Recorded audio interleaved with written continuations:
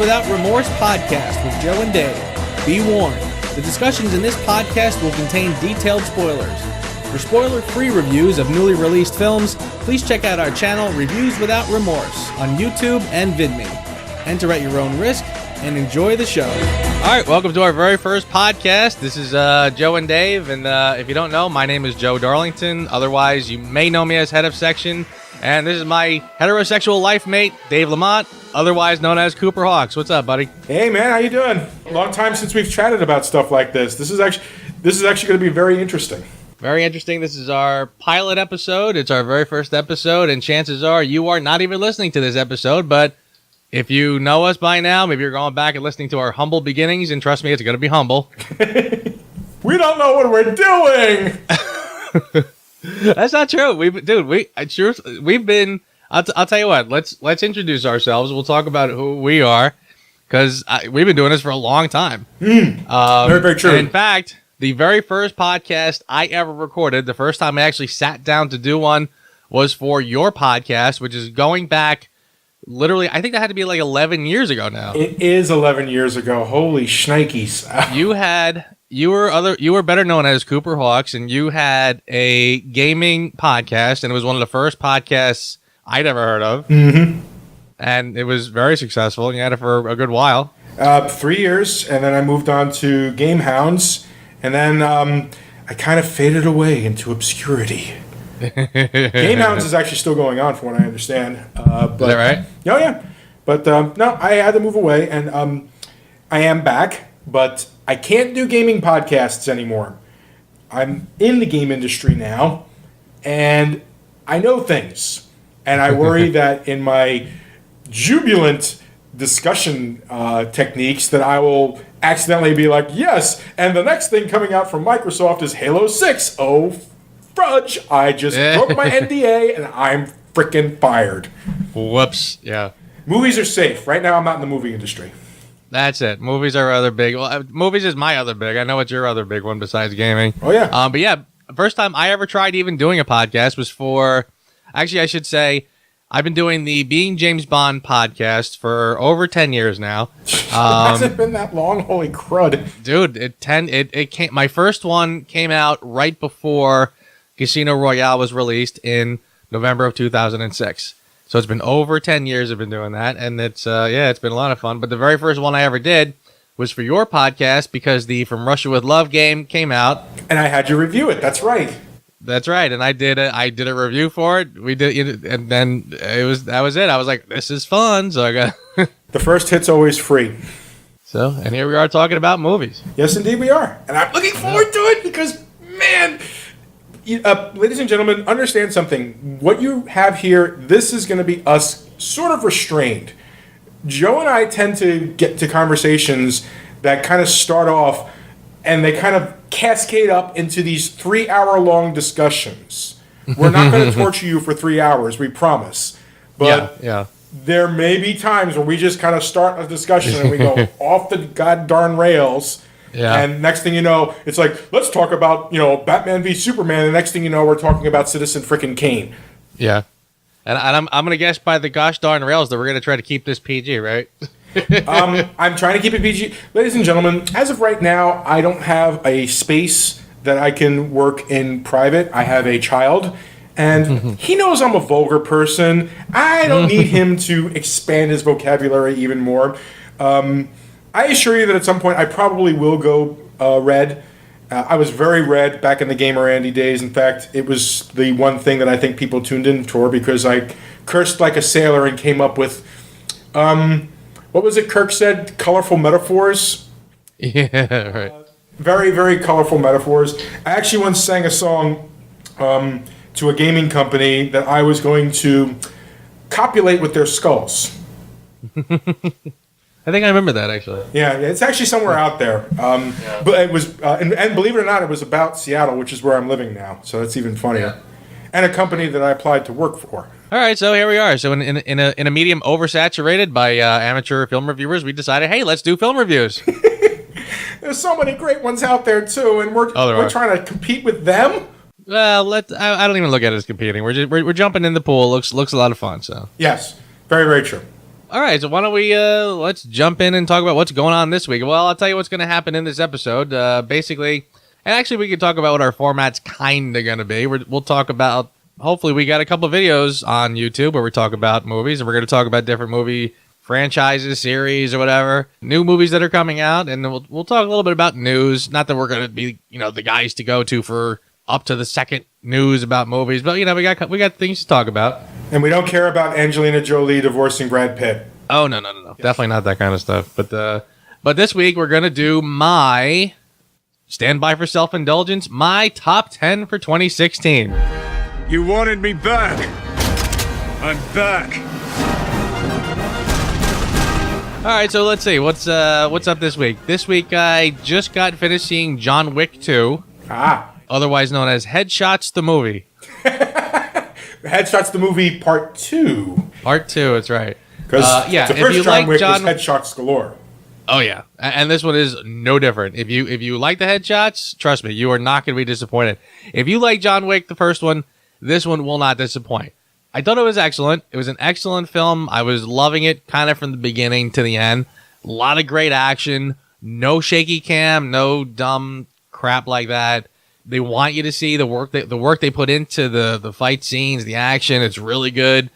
I never used to be real crazy on Keanu Reeves. Whoa. He's kind of grown on me lately, and now that Keanu Reeves is kind of a little more weathered, now I kind of feel like he works. He works with this kind of stuff, and again, this is a great action movie because it sort of sits on that fine line between reality and fantasy, where it's realistic enough. It takes place in a real world. Yet it's kind of got that kind of fantasy element. It reminded me of the Kingsman a little bit. Just a little bit of that sort of like fantasy-ish world. It says, don't take it too seriously, but have fun with it. You know what I mean? And it's kind of grounded in its own way. In fact, I think it got a little sillier than the first one, just a little bit. But yeah, but not in a bad way. And I thought it was excellent. And the resolution was okay. And of course they leave it open for another one. When you call it chapter 2, it kind of does leave it open as if it's a book. You know what I mean? There you go. Exactly. So yeah, but they didn't kill his fucking dog again, did they? No. Dog makes it. Thank God. Why did you build this thing with only one seat? Because last I checked, I only had one butt. Well, this week I got to see Lego Batman, the movie, with Will Arnett. Will Arnett, the greatest voice of Batman since Kevin Conroy. Seriously, that guy just owns the damn part. But the thing with Will Arnett is I never thought of the arrogant side of Batman until Will Arnett did the voice of Batman in the Lego Batman movie, and it's like, holy smokes!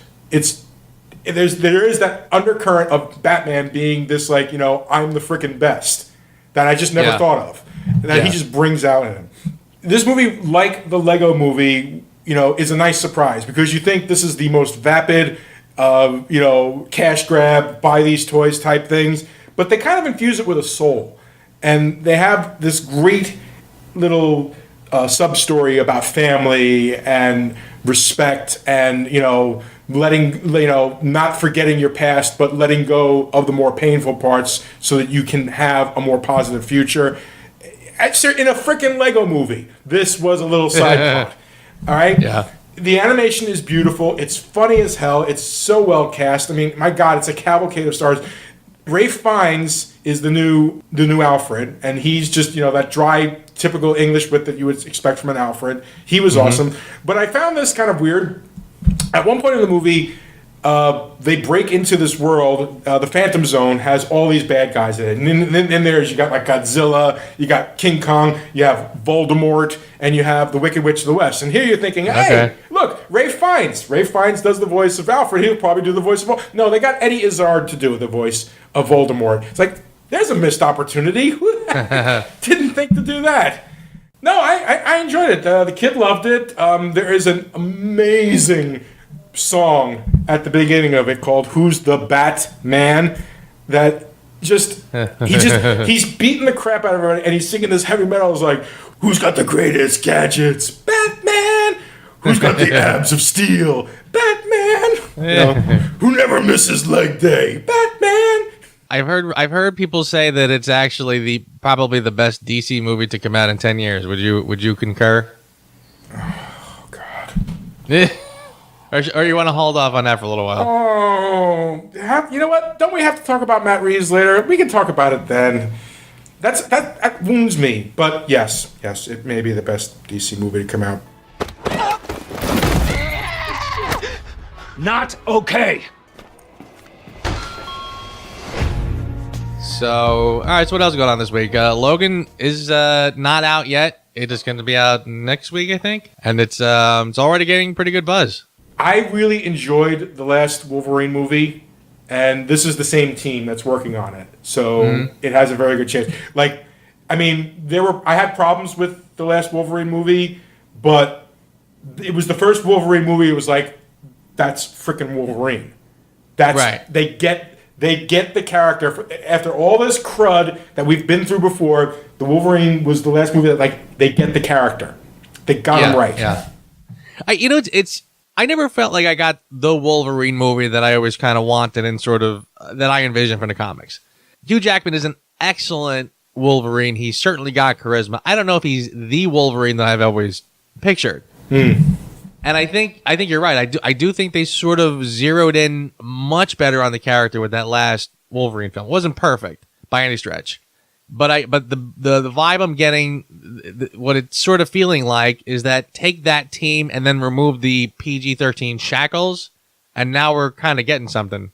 I agree. The fact that that's another story that's also another story we should touch on. But we have to thank the gods. Thank the gods for Ryan Reynolds and Deadpool. I was gonna say, I swear to God, I was just gonna say thank Ryan Reynolds of all people. Because that movie, a guy who I never, if you asked me before Deadpool, I would have been like, Ryan Reynolds. Why would anybody bother with him at all? He's funny, sure, whatever. You put him in Deadpool, and not only does he nail the character of Deadpool, but he pushed for it. He was like the guy who pushed for it for years. Oh yeah, he'd been wanting it ever since the Wolverine movie and the first Wolverine movie, the X-Men's Origins Wolverine, otherwise known as the. Oh, God, somebody stabbed me in the dick. Oh. All right, there's the explicit button. Oh, God, I'm just thinking about it now. They ruined the Blob. They ruined Deadpool. They ruined so many characters. Seriously. How many things can they ruin in one shot? Oh, it's like as you're watching that movie, it's like, oh, wow, what else could they take away? Oh, they took that too. Thank you so much. That's a masochistic movie. Oh, yeah. Thanks for the CGI Roger Rabbit claws. Although the only credit I'm gonna give to that movie, Liv Schreiber as Victor Creed.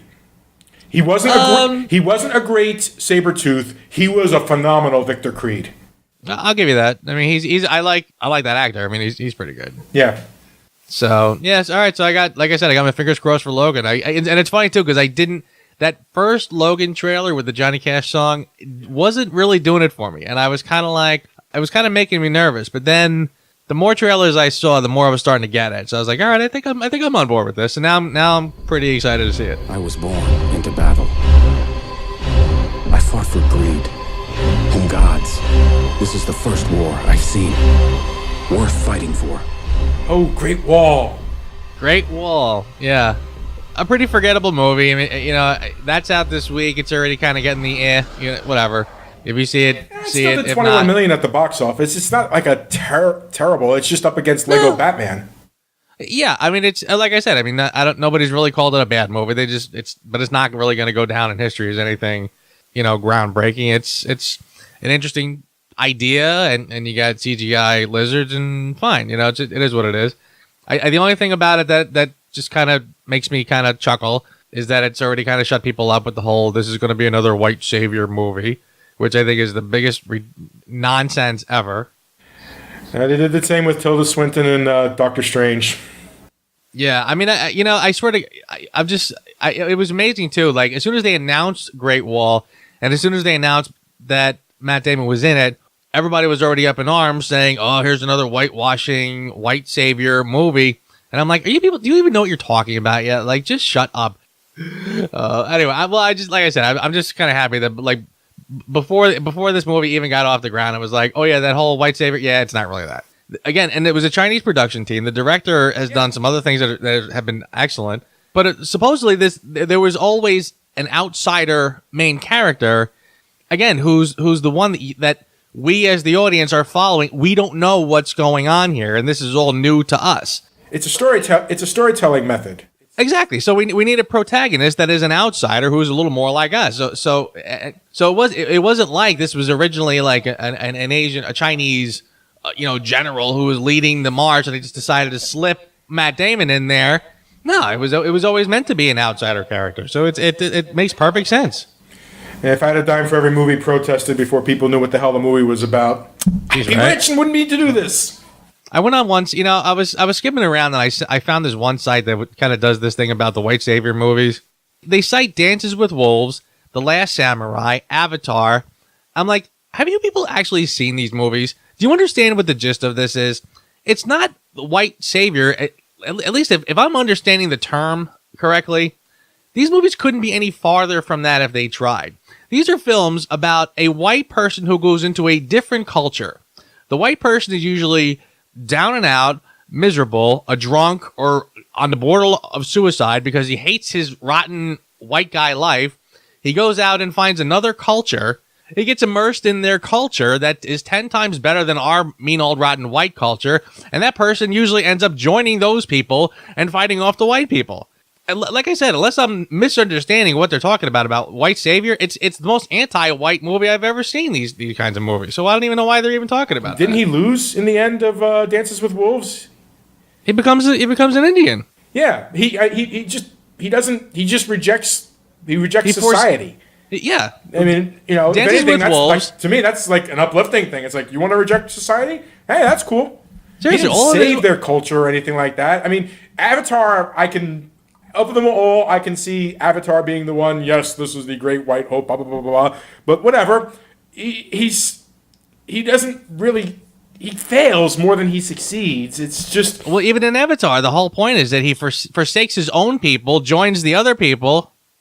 That's America, if you ask me. That's the most American thing of all. You come into a society. You come into a society. You really like everything about it, and you become a part of that society. Learn the language. Blah blah blah blah. Oh God, no. Well, moving on. Let's move the hell on. We're getting into political areas right now that I just don't want to get into. We're going to alienate half of our potential audience before we're even off the seriously. ground. Yeah, and it was nice knowing you, new listeners. Shit. Tell me.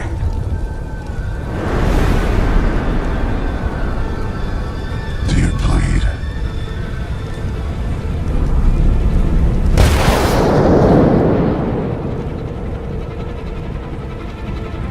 You will.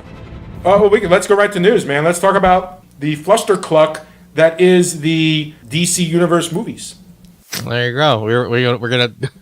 We got to dive right in. As far as I'm concerned, let's go right for the jugular. Here we go. We're going for the jugular because this hurts me. This hurts me like nobody's business. Because, ladies and gentlemen, to explain, it's actually quite simple to explain. See, Marvel did the most amazing hat trick, the most amazing magic trick that to this day people are still unable to figure out how the hell they pulled it off. They built a cinematic universe of start with one character, move to another character, move to another character, move to another character, and then bring them all together in a movie, and it made billions of dollars. And everybody thought it wasn't going to happen. There were so many people that were sitting there being like, oh boy, what a colossal clusterfuck this is going to be. And it didn't. Now, DC has what is, in my opinion, more recognizable characters, more worldwide known characters. Agreed. This is something that they should have done first. They didn't, and that's fine. And, they had, the problem was when Iron Man came out, they were in the middle of the Nolan trilogy, and Nolan didn't, great as the trilogy was, he didn't want to be like, this is all grounded in reality, so they had to wait until that ended before they could start with their own, and that's fine. Mm-hmm. So this week, two things happened. The first thing was that, the past 2 weeks actually was, Ben Affleck dropped out of being the director for the solo Batman movie, which was bad as far as I'm concerned. You could say what you want about Ben Affleck as a actor. His movies that he's directed have been solid. So I was one of the few people, when they first announced that Ben Affleck was going to be Batman, I was one of the few people that felt like, you know what? I think this will work. I really, really think this will work. I think if they're going for the older Batman thing, the Batman, from the Dark Knight Returns type situation, I think this could work. And, we could talk about Batman v Superman another time, but you have to admit, he frickin' worked as Batman and Bruce Wayne. He did, and I'll tell you now, I did not think that was a good idea. But go ahead. I was very pleasantly surprised. But go ahead. No, I had a good feeling about it. So and he did. So when I heard that he wanted to write and direct the Batman movie, I was like, touchdown! He's proven himself as Batman. Now, if he writes and directs it, there's a very good chance this will work. And it's like, and I want Deathstroke to be his villain. And here I am, like, oh my God, you're hitting all the right buzzwords. Batman versus Deathstroke with you directing. Oh my God. And then he's out. And he's like, and it's all this vague BS reasons as to why he's out. There was just too much darn work and everything like that. And they bring in Matt Reeves. Now, Matt Reeves, a lot of people kind of like the choice, and it's like, okay, he did Cloverfield. He did that good remake, Let the Right One In, which, I thought he did a good job with that, honestly. I can't really complain. Although, if you're going to look at the two of them, you go to the original. Let the Right One In is just a great frickin' flick. He looks to me like the poor man's David Fincher. Yes, that's actually a great way of describing Matt Reeves. Okay, yeah. But what does it matter now? He's out. So what? And this isn't an isolated incident. This is like the fifth director or something like that has dropped out of a DC movie. There's been 2 Flash directors that have dropped out. There have been 2 Aquaman directors that dropped out. Now we have 2 Batman directors dropping out. What the hell? So Matt Reeves was only in it for what, a week? Yeah, he basically was like, "Hey, we're in negotiations." A week later, I'm out. Here's what I think is going on over there at DC. There was an interview that I read, and I think I read it on Ain't It Cool News. Yes, some people actually still read that site. But they were on set of the Justice League, and they were asking Scott and Deborah Snyder questions. And one of the questions was about people's reaction to Batman v Superman. And Deborah Snyder's response is, well, I guess, people weren't ready for a movie about deconstructing superheroes. And I felt like there's the problem. Yeah. There's the problem right there. First of all, Deborah Snyder, you did a movie about deconstructing superheroes. It was called Watchmen. You didn't need to do it with these iconic characters. Okay? Exactly. You didn't need to have mopey Superman. No. You did. You got lucky with Batman. And this is probably, Wonder Woman had a great debut in how she was, but she hasn't proven herself as a character. I mean, yes, here's Wonder Woman. Wonder Woman is a great, was great for the few scenes that she was, and was the first time the Wonder Woman character that I've known from the comic in that respect. But everything else about her character we know nothing about because she was shoehorned in. Yeah. And I really feel like these 2 numbnuts are the reason why we're in this condition. Because probably it's like, well, I want to do this. Well, Zack is still in charge of the cinematic universe. Oh, just freaking kill me. It shouldn't be here. This should not be. Okay?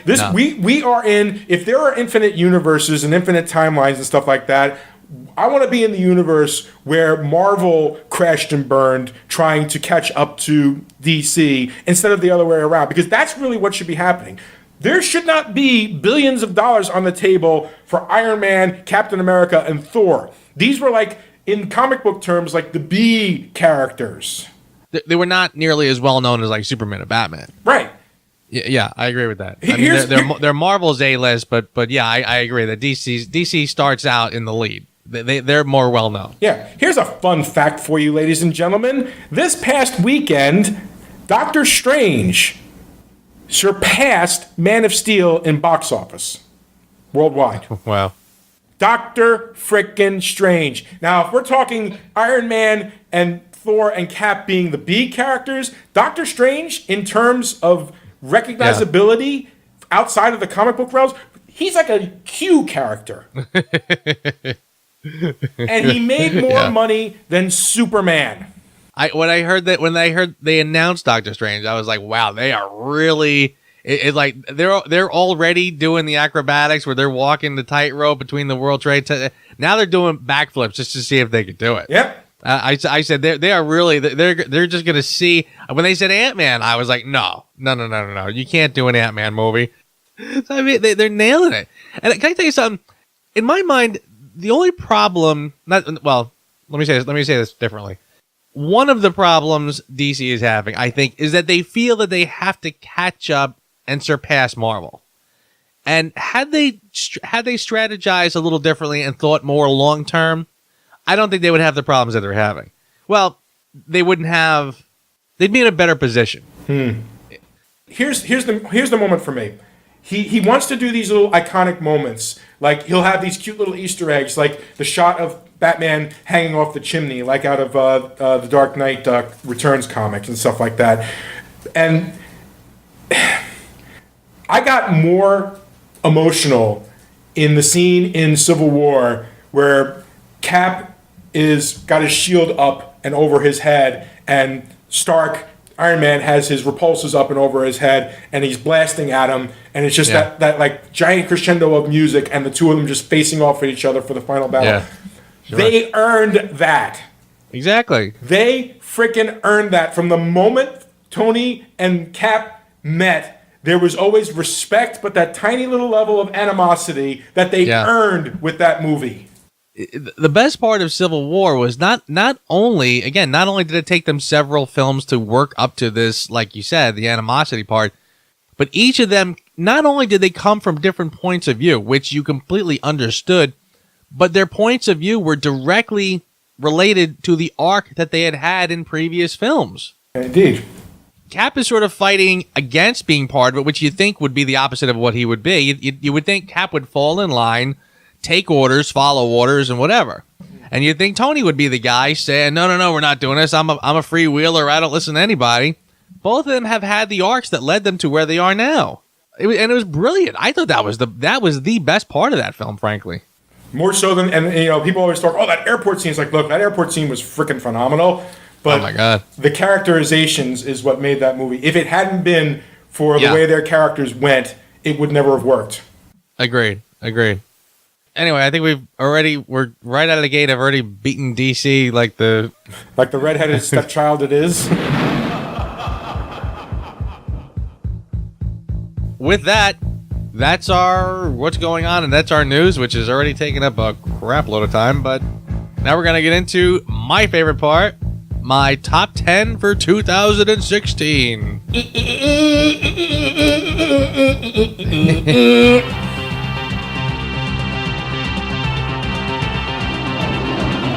Actually, could you do that? Get ready. We need to use that audio cue from Flash Gordon, for that for when, first wave, dive! Okay, I'll use it. I'll use the Flash Gordon soundtrack for the whole thing.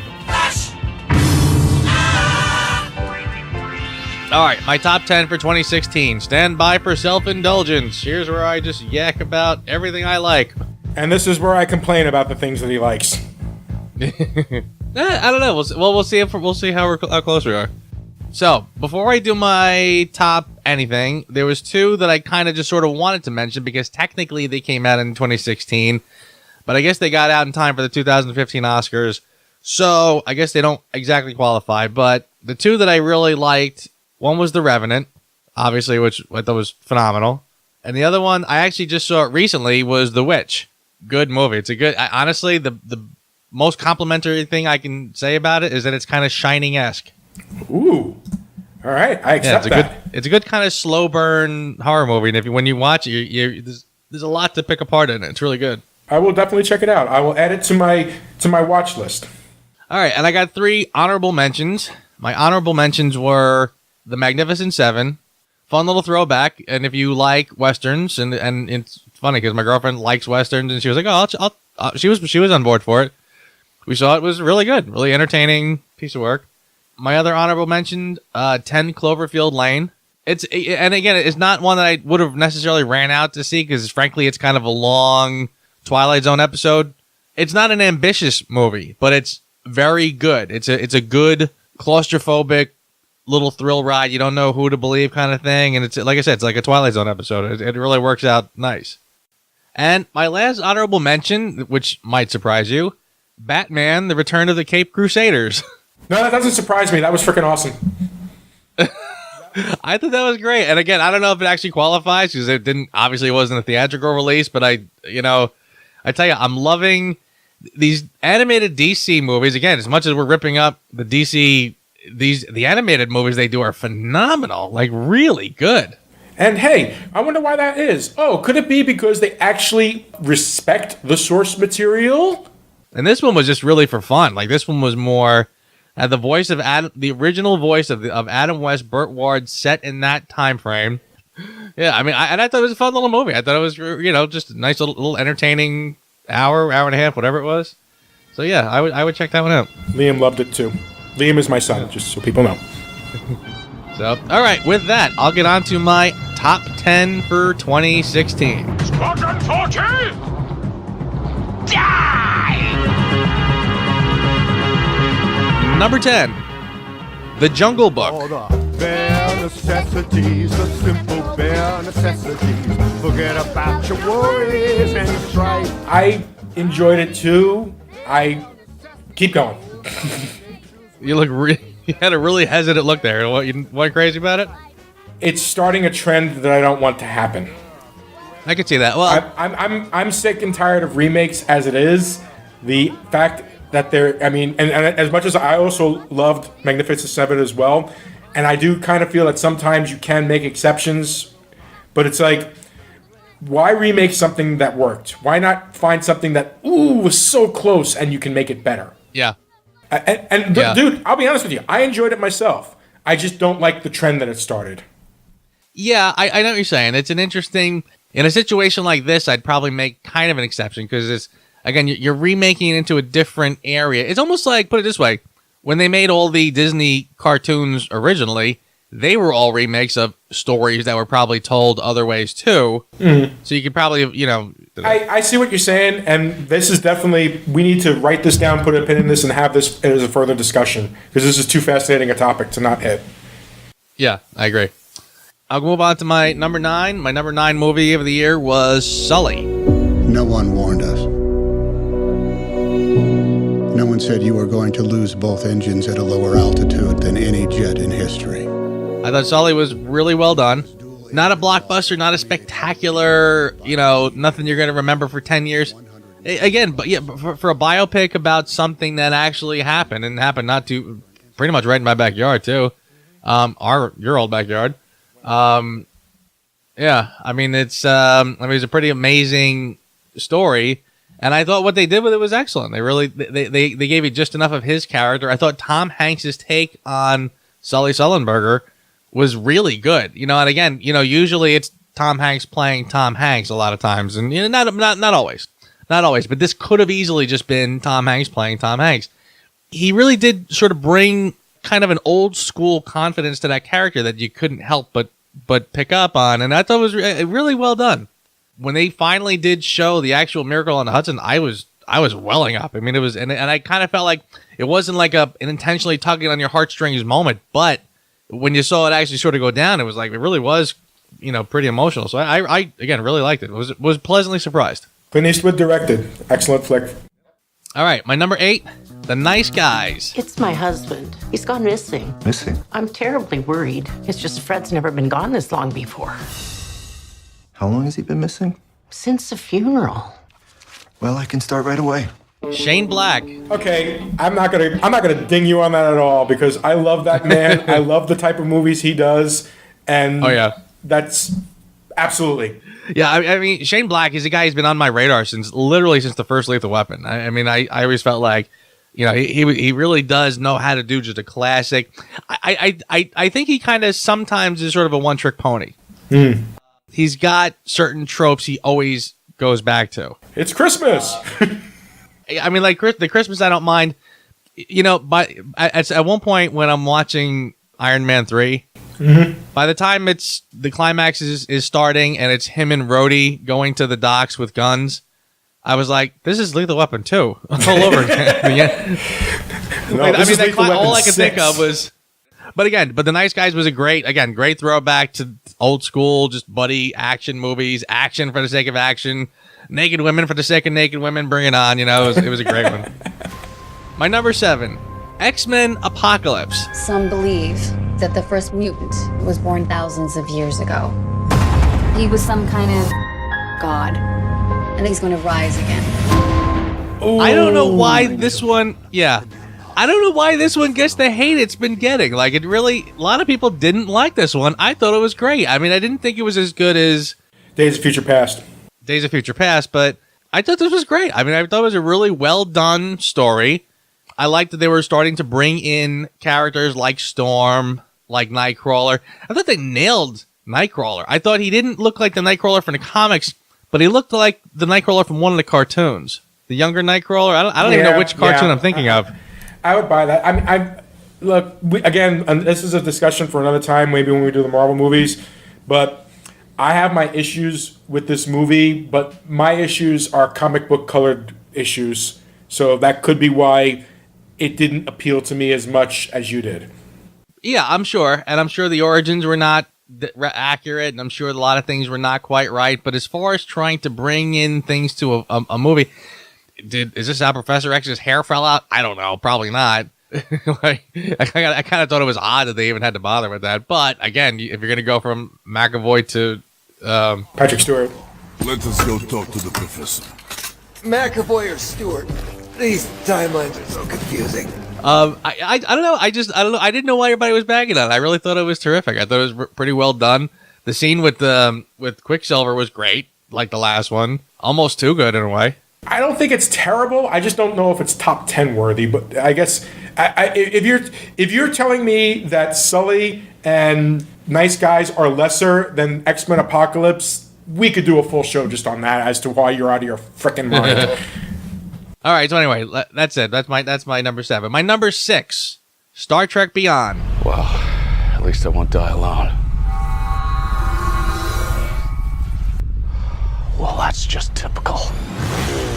I thought Star Trek Beyond was really good, really well done. They bounced back from that last abysmal Into Darkness one. Because overall, I really liked what they're doing with this reboot. I thought it was a really interesting take on how are we going to do Star Trek again? Well, we'll change the timeline and start it over again.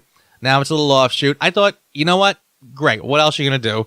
I like the cast. I think the cast is really good. They pretty damn great, I thought. Again, Into Darkness, dropped the ball on that one. But this one, they bounced back. I thought they bounced back really well. A lot of fun. Love seeing the interplay with and I liked how they worked in some real life events into this too. Yep.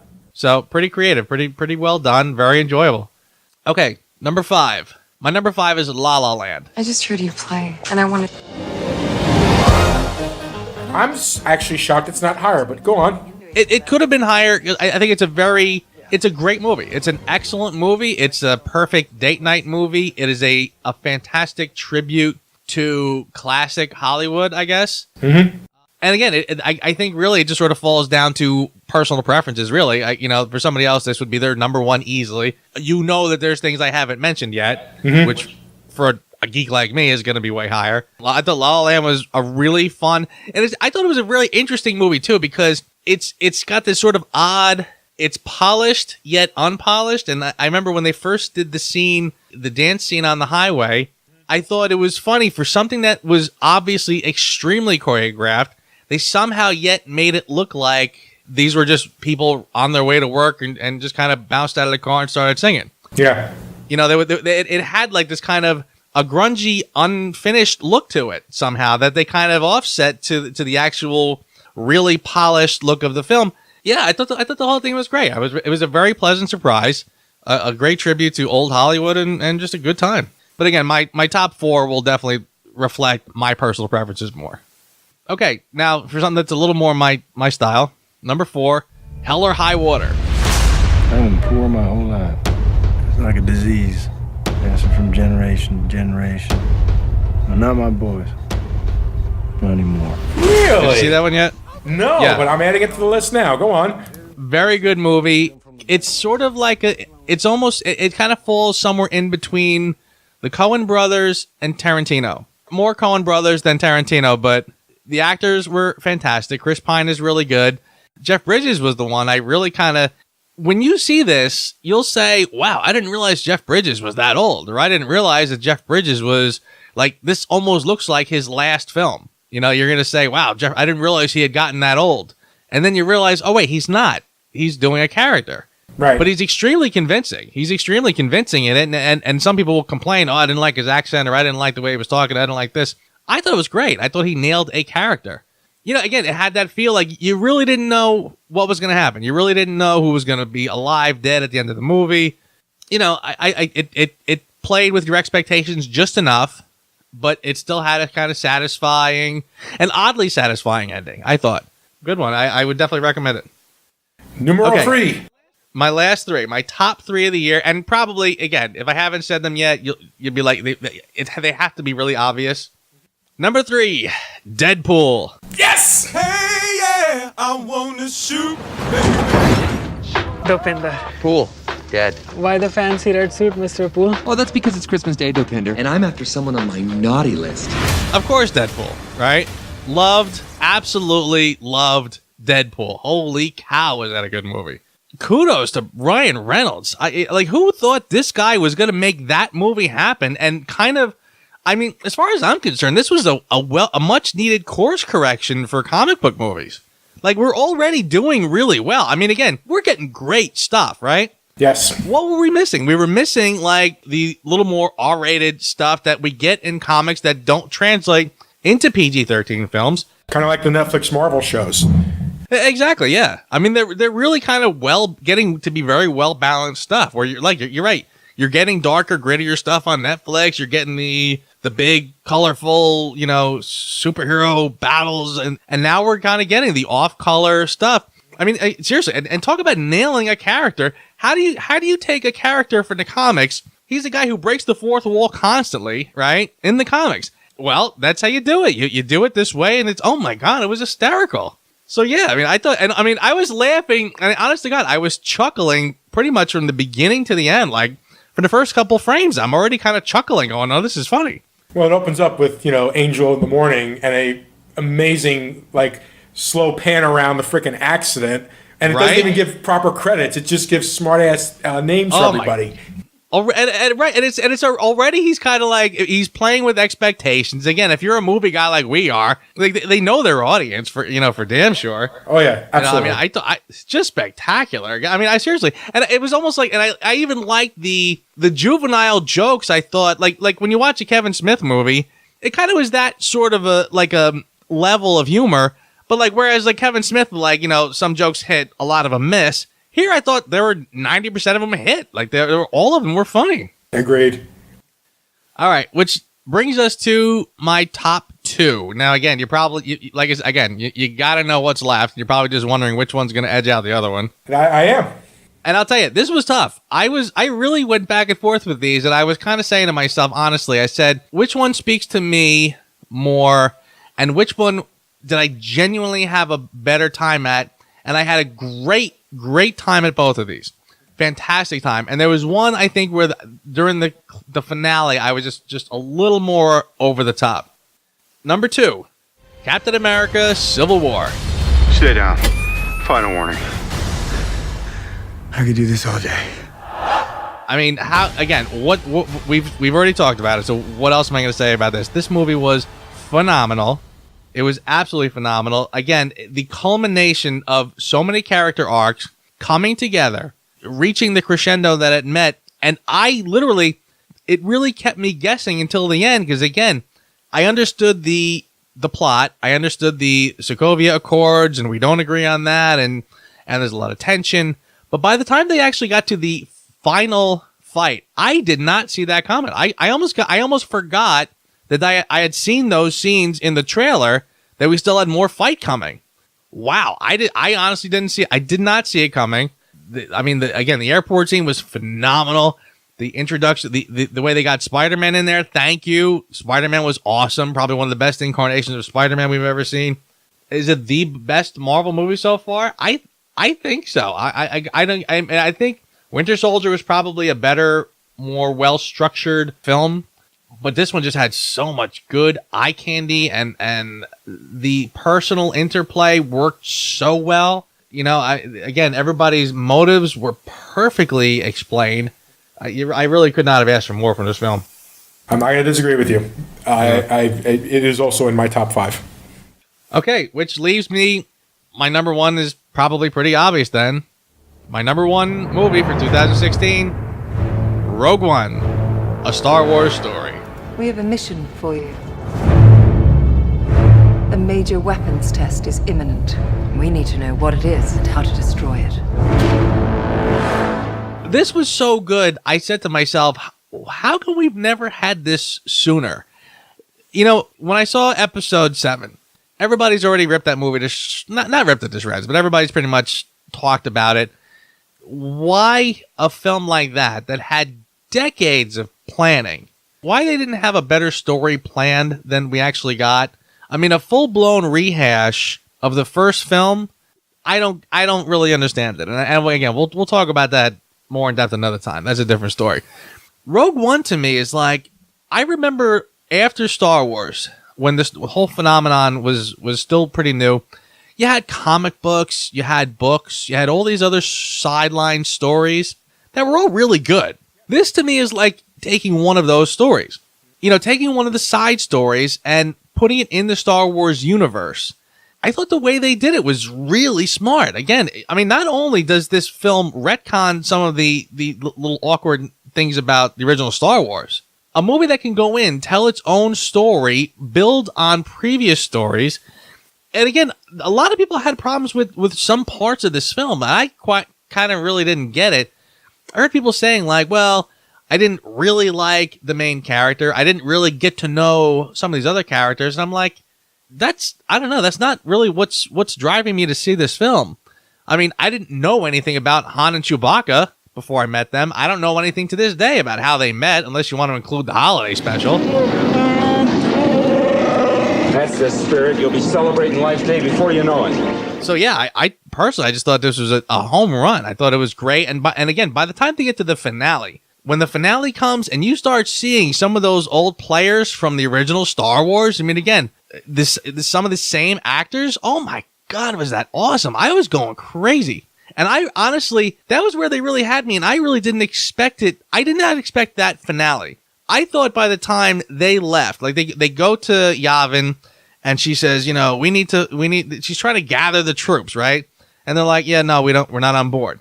And they leave. I really thought that was it. By the time the cavalry came in and you saw some of the same actors from the original Star Wars all fighting, oh my God, I was going crazy. I thought that was so well done. And again, some people complained about too many Easter eggs or too much fan service. You know what? I'm a fan. I want fan service. If those things are not in this film, then why is it even a Star Wars film? I mean, there might have been like one or two, seeing, you know, Walrus face on this planet from the original Star Wars. That was a bit much. Tiny bit. Again, that was right. And only, frankly, if they had set this on Tatooine, I probably wouldn't even have flinched. But they didn't. This was someplace else, and I'm not sure why they are on this planet. So that kind of made it a little small world. I get that. Otherwise, I thought it was great. So there's my top 10 of 2016. You may change your mind after you see Arrival, but until you see it, I'm going to let that list slide for right now. I'll tell you what, I will definitely see it before next week. So when we come back, I will definitely talk about it. And should I do my bottom three at this point, or should I hold up? Do your turds. Okay. And again, I don't think these are going to be any surprise. These are not the worst films that came out last year. These were the three disappointments. These are the ones that I had hopes for, and my hopes were kind of squashed.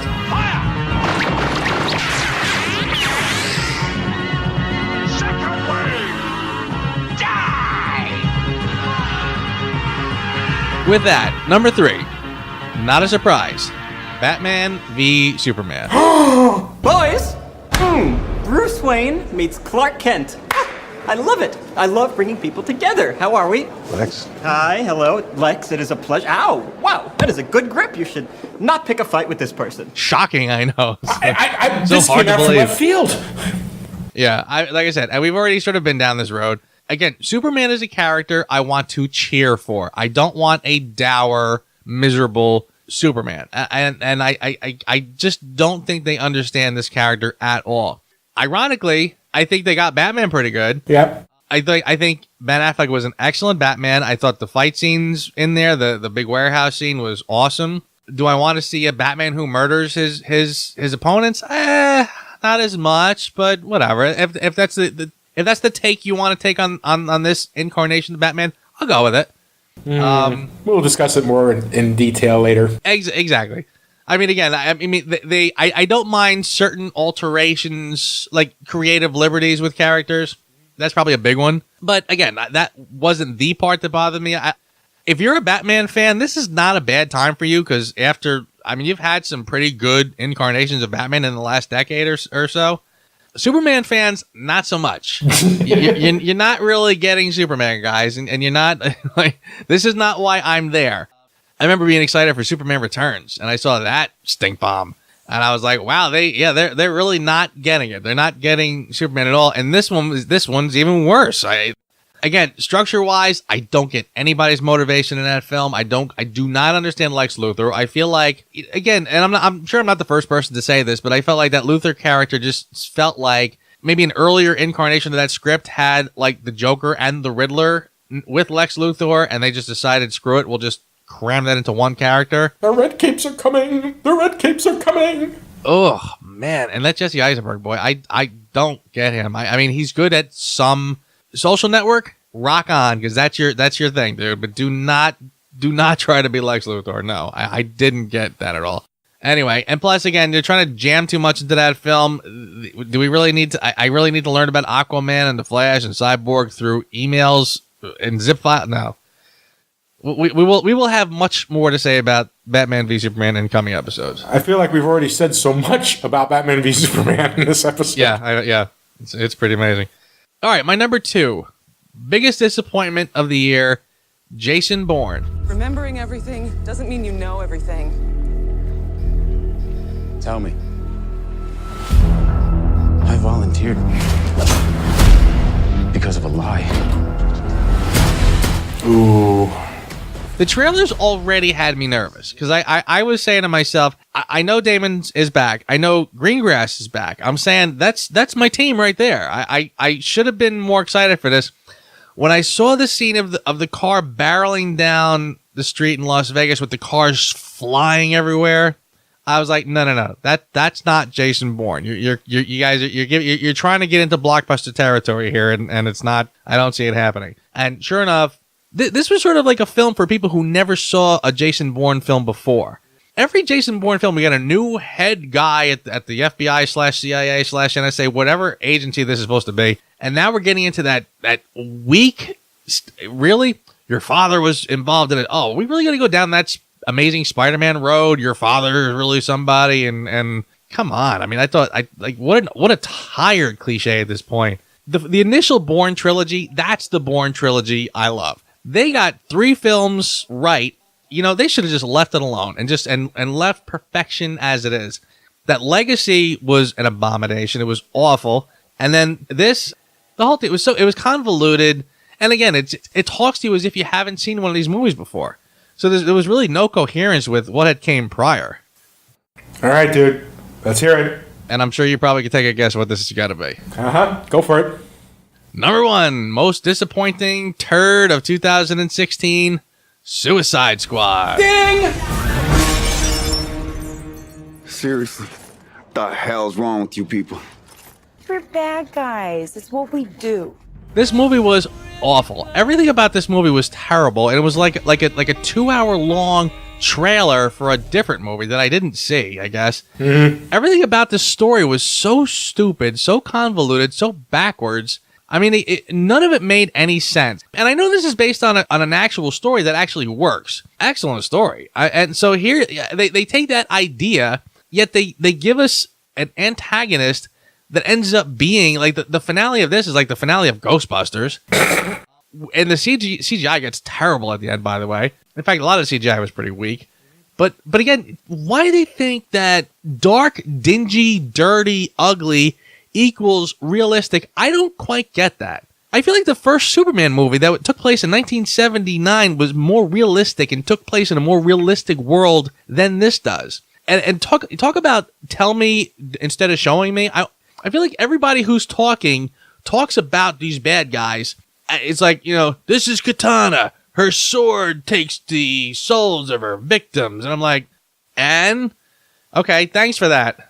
And he tells us something badass about her. We never see it actually happen. I'm just so stupid.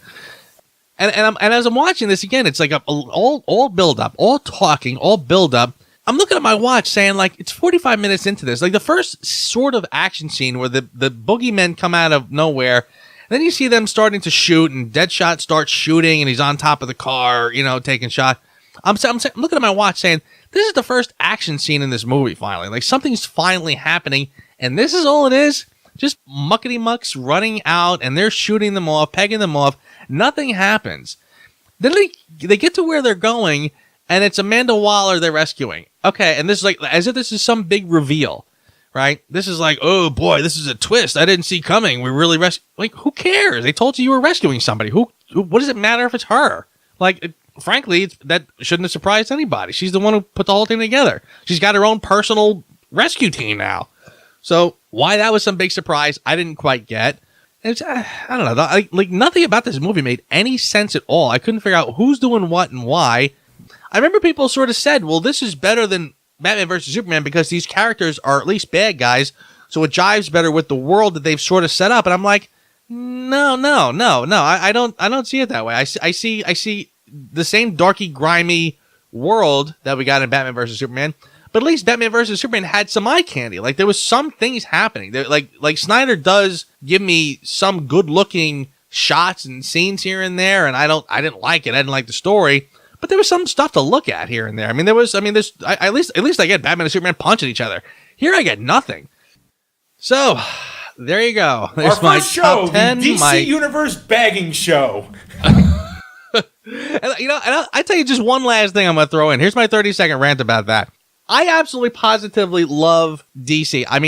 I was a huge Superman fan, love Batman. Like, the people who say that we're kind of being unfair to the DC movies now, and the ones who are like boycotting critics or some nonsense, and they think, Marvel fanboys versus DC fanboys. Let me tell you something. When I was young, I got a phenomenal Superman movie. I got Superman 2. It was great. Okay. We had a good Batman movie. We had a really good Batman movie. This is the 80s and 90s, right? Mm-hmm. You know what Marvel was giving me? I had Howard the Duck, the Awful Punisher, the Captain America straight to video, okay, against the Italian Red Skull, and I had the Roger Corman Fantastic Four movie, which again was never released, okay? This is what Marvel was giving me back then when DC was dominating the whole film industry. So do not give me a hard time, because right now the Marvel movies are doing it better than the DC movies. DC will come back. They'll come back when they just kind of get their ducks in a row, get some fresh blood into it, and do some movies that people enjoy. Stop with this dark, grimy, gritty, whatever. That is not reality. Give me a Superman I can cheer for, not one that's going to sit there and mope and drag the boat. It's so odd how they make everything about Superman so glum that being Superman is the worst thing in the world. Here's the thing, my personal rant in this particular direction. Right now, there's no respect for Superman. It's like they're embarrassed that Superman exists. And you know what? You nailed it. Yeah, they seem to be like, it's like they're apologizing for Superman because he's too colorful, too great, too this, too that. You know what? I like that. And stop apologizing for it. Exactly. So with that, we are going to wrap this up. Yes, took us long enough. Definitely more than 45 minutes, I think. Next week, we'll be back, and Dave will be the one to self-indulge and tell you his top 10 for 2016 and his biggest turds of 2016. I think you'll be not pleasantly surprised at all. I will guarantee you will be surprised with my number one movie of last year. Really? Yes, guaranteed. Alrighty, well, I'm looking forward to it. I like a surprise. It was awesome talking to you. I hope the audience enjoyed it as much as I enjoyed it. I hope so, and I hope you'll come back for future episodes. Hope you could put up with this for this long. Well, good night, everybody, and good night, my friend. All right, my friend. I will see you next week. Thanks for listening to the Reviews Without Remorse podcast with Joe and Dave. Join us here every Thursday for a new episode. And be sure to check out the Reviews Without Remorse channel on YouTube and VidMe for spoiler-free reviews of new releases, as well as in-depth discussions of current and classic cinema. If you enjoy this podcast, please consider becoming a patron. You can find our page at patreon.com. As little as $1 a month goes a long way. All clips in this podcast are used for commentary and critique, and is considered fair use. No copyright infringement is intended.